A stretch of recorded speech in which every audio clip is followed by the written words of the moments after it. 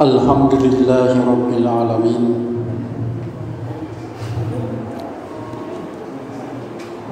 Nusalli wa nusallim ala rasulihil karim. Ashhadu an la ilaha illallah huwar rahmanur rahim. Wa ashhadu anna Muhammadan abduhu wa rasuluhu min akhiril anbiya wal mursalin. Ikhwatul kiram, kaum muslimin muslimat rahimakumullah.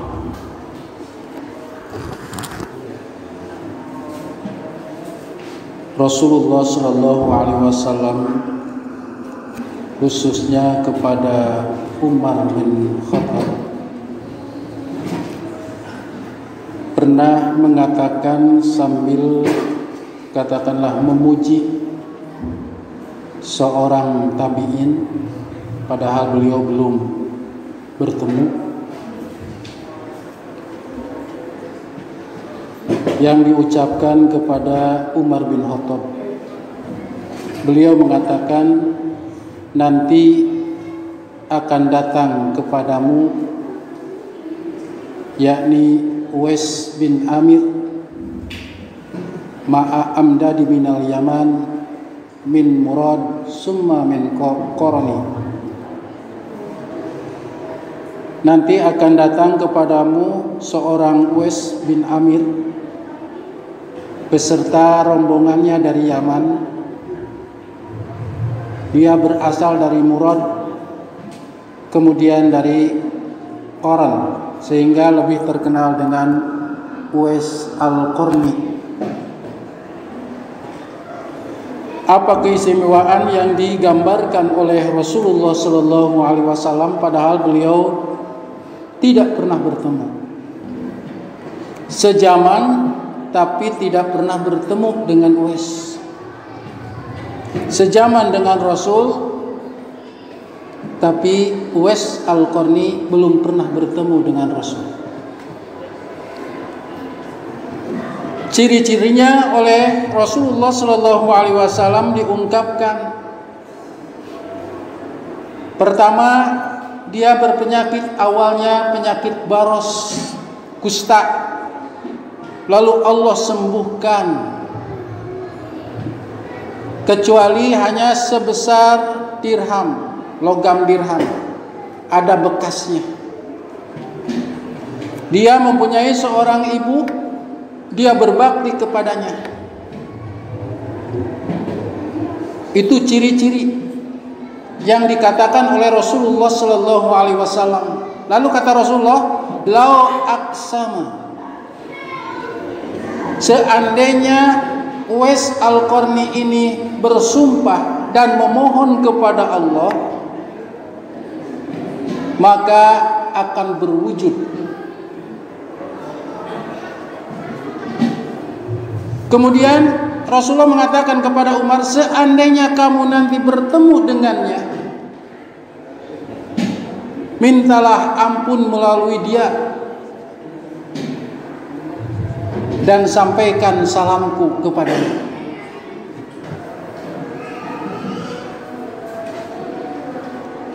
Itu sabda Rasulullah sallallahu alaihi wasallam kepada Umar bin Khattab. Maka ketika pada masa Umar, pada masa kekhalifahan Umar, kata-kata atau pesan-pesan Rasulullah sallallahu alaihi wasallam masih tetap teringat oleh Umar. Sehingga ketika ada rombongan dari manapun ditanya, terutama dari Yaman, ditanya apakah ada yang namanya Uwais, maka pada masa musim haji ada rombongan dari Mekah yang sudah melaksanakan ibadah haji dari Yaman ke Madinah.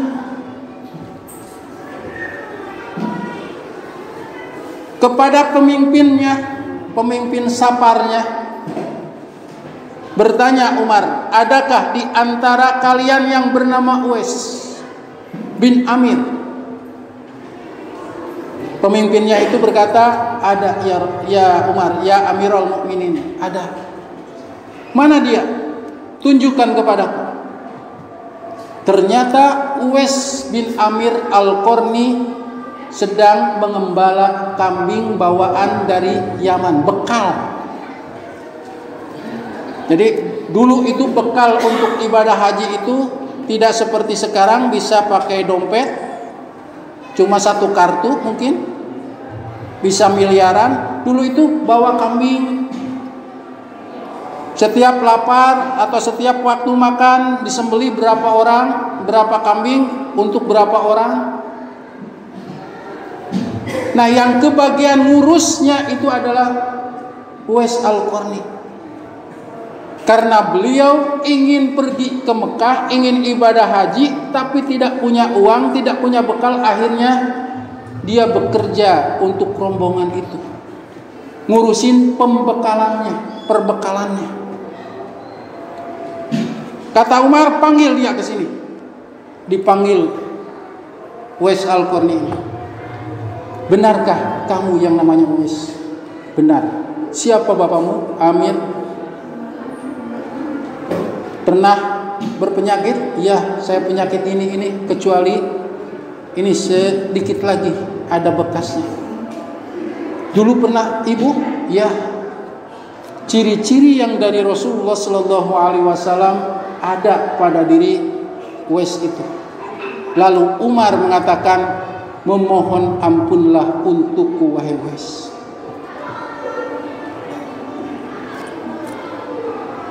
Uwais merasa kaget. Kenapa seorang sahabat yang dekat dengan Rasulullah Sallallahu Alaihi Wasallam malah justru minta didoakan diampuni melalui Uwais? Jadi mohon saya doakan supaya dosa saya diampuni. Lalu Uwais mengatakan, bukankah engkau adalah sahabat yang dekat dengan Rasulullah Sallallahu Alaihi Wasallam? Engkau seorang khalifah yang dipercaya oleh umat, bahkan dipercaya oleh Rasulullah Sallallahu Alaihi Wasallam dulu. Kenapa meminta untuk diampuni melalui aku?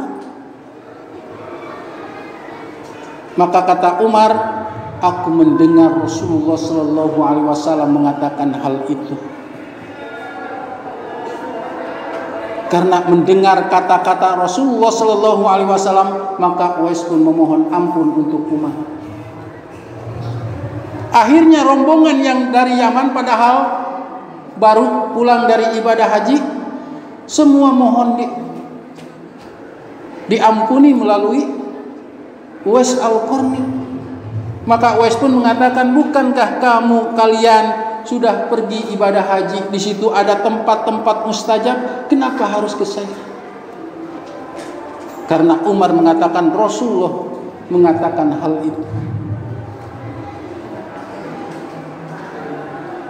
Jadi kenapa beliau Uwais Al-Qarni ini membuka pintu langit, sehingga ketika beliau mengucapkan apapun, baik yang doa yang baik ataupun doa yang buruk, senantiasa Allah ijabah.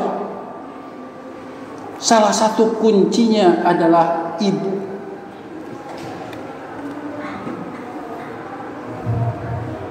Ibunya itu dalam sejarah tidak bisa melihat, tidak bisa berjalan.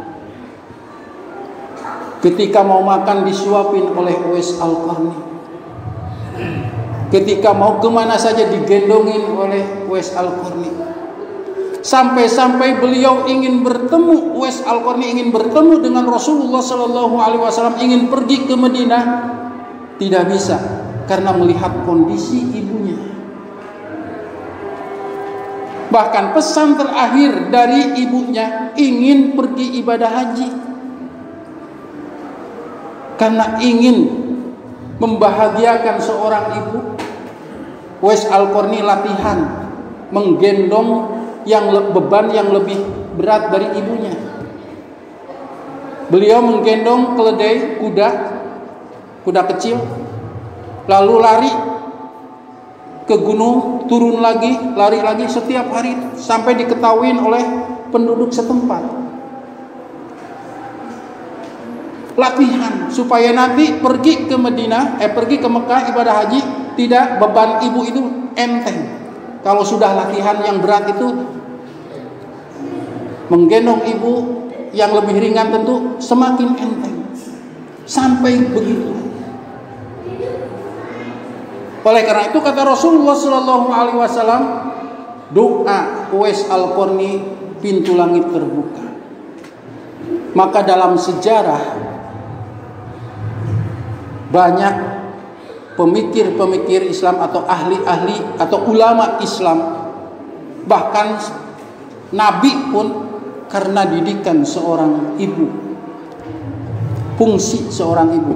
Lihat Ismail, apakah Ibrahim yang mendidik? Bukan. Ketika bayi ditinggal oleh Ibrahim di Mekah yang tidak ada kehidupan waktu itu, tidak ada pepohonan, tidak ada air, ditinggalkan kurang lebih 12 tahun. Setelah 12 tahun pulang Ibrahim ke Mekah, ternyata harus menyembelih anaknya. Ada perintah. Apa jawab Ismail? Ya abatin al-matu maru satajiduni insyaallah minas sabirin. Silahkan kerjakan apa yang Allah perintahkan. Hasil didikan siapa? Ibu. Ulama hadis Imam Al-Bukhari dari semenjak kecil buta. Karena bapaknya atau ayahnya seorang ulama, yang tergambar itu harus jadi ulama. Dulu itu tidak pernah memikirkan yang berlebihan soal dunia. Dia harus jadi seorang ulama. Ibunya yang berperan karena keburu meninggal ketika Imam Bukhari masih kecil. Padahal dalam kondisi buta Imam Bukhari. Lalu diserahkan ke sebuah, katakanlah madrasah kalau sekarang, tempat pendidikan. Ketika seorang gurunya membacakan surat, kalau dalam Fathul Bari itu diterangkan surat Qaf yang 45 ayat. Lalu gurunya membacakan, lalu gurunya mengatakan kepada murid-muridnya, siapa yang langsung hafal surat itu? Tidak ada yang langsung, kecuali Imam Bukhari yang waktu itu masih berumur 6 tahun, padahal yang lainnya sudah dewasa. Dan suaranya atau lagamnya sama seperti gurunya. Maka kata gurunya, kamu layak menjadi ahli hadis.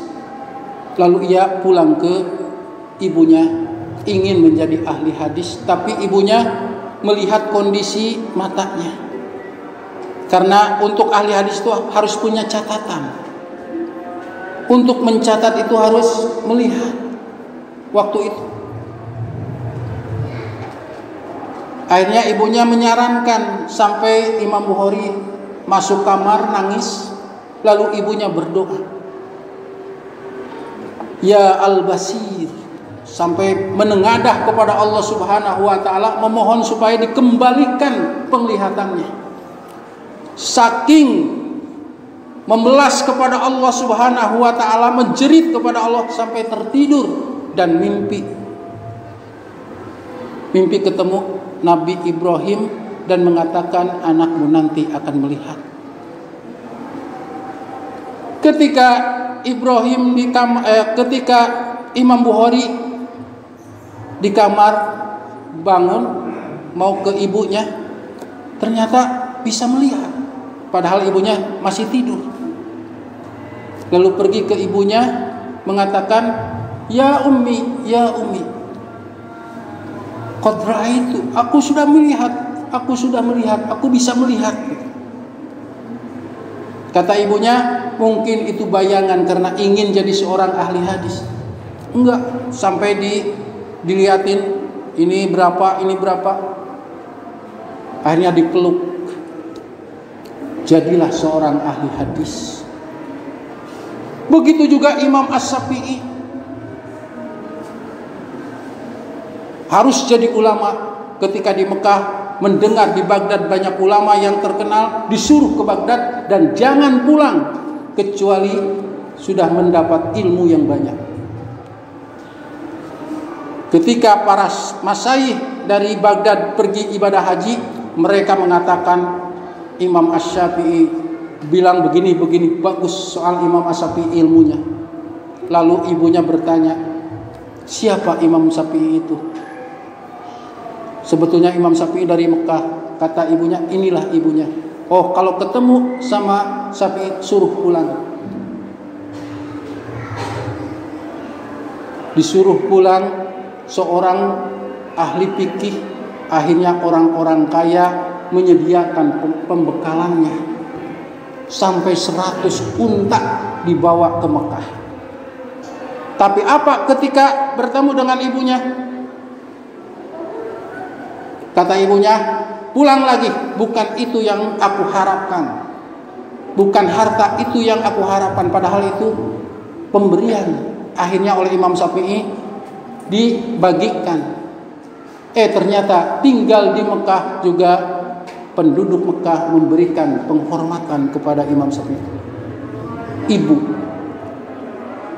Maka pantas kata Rasulullah Shallallahu Alaihi Wasallam, seorang Uwais Al-Qarni ketika bermunajat kepada Allah Subhanahu Wa Taala mengatakan sesuatu saja bisa menjadi kenyataan. Padahal bukan seorang nabi, sahabat saja bukan, dia tabi'in. Tapi oleh Rasulullah Shallallahu Alaihi Wasallam mengatakan, sayati alaikum Uwais bin Amir, akan datang kepadamu Uwais bin Amir yang lebih terkenal dengan Al-Qarni atau Uwais Al-Qarni. Ihwatul kiram rahimakumullah, kalau dihubungkan dengan bulan Ramadan, dengan ayat Al-Quran, ketika berbicara tentang masalah puasa katakanlah siam, maka berbicara masalah doa. Salah satu doa yang mustajab itu adalah orang-orang yang sedang melaksanakan ibadah puasa, ibadah siam di bulan Ramadan khususnya. Oleh karena itu, kesempatan ini jangan disia-siakan. Gunakan siang hari ketika kita melaksanakan ibadah siam di bulan Ramadan itu berdoa apa saja yang kita kehendaki. Karena di antara doa yang mustajab itu adalah orang yang berpuasa, di samping orang yang berbakti kepada kedua orang tuanya, khususnya kepada ibunya. Oleh karena itu, apabila ada seseorang yang mengurusi ibunya, berbakti kepada ibunya sampai akhir hayatnya, sebaiknya kita minta didoakan kepada orang tersebut, karena doanya mustajab. Tapi kalau sedang berpuasa, kita langsung memohon kepada Allah Subhanahu wa Ta'ala. Ini berhubungan dengan kebiasaan waktu itu, yaitu berbakti, mengurusi ibunya sampai tidak sempat bertemu dengan orang yang dicintai yaitu Rasulullah, disebabkan ngurusi berbakti kepada ibunya sendiri. Paling tidak kita bisa mengambil kesimpulan, yaitu masalah doa mustajabnya. Karena ada di antara doa-doa yang mustajab, di antara ada tempat, ada orang, ada saat.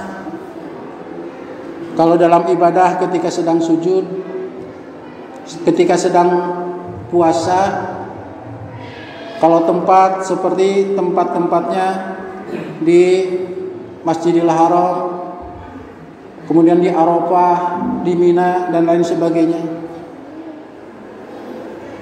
Kalau ketika kita dalam keadaan sakit, kepada orang yang sakit juga sebetulnya kita disyariatkan untuk minta didoakan, karena orang yang sakit itu dekat dengan Allah Subhanahu wa Ta'ala.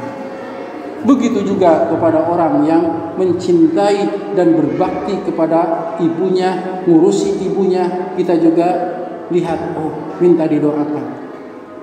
Karena doanya tanpa penghalang seperti hanya Uwais Al-Qarni. Ihwatul kiram rahimakumullah, mudah-mudahan sekalipun hanya 20 menit, lebih sedikit atau bahkan kurang, mudah-mudahan apa yang barusan saya sampaikan bermanfaat untuk kita semua. Masih lama kita untuk menikmati di bulan Ramadan, maka maksimalkan diantaranya dengan banyak berdoa di bulan Ramadan, di samping membaca Al-Quran juga ibadah-ibadah yang lainnya, karena nilai dari ibadah-ibadah di bulan Ramadan Allah akan kali lipatkan. Rabbana atina fid dunya hasanah wa fil akhirati hasanah wa qina adzabannar. Amin ya mujibas sa'ilin. Walhamdulillahirabbil alamin. Wassalamualaikum warahmatullahi wabarakatuh.